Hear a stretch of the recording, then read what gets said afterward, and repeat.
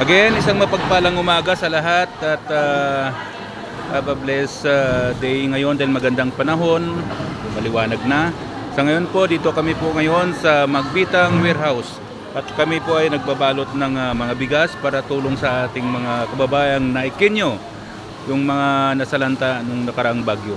So ito po ang aming mga kasamahan ngayon na kasalukuyan ay nagbabalot ng mga bigas. Kasama namin mga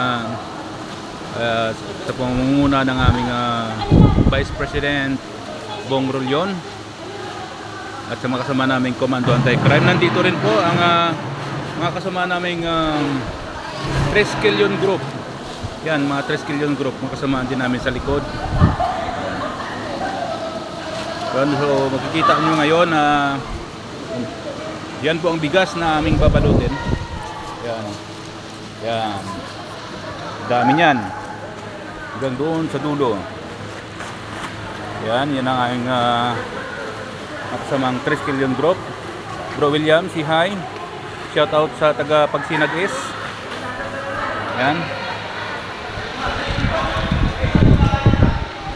Yan po ang makasama nating Komando Anti-Crime at tulong-tulong tayo sa pagbabalot ng mga bigas. Si hi.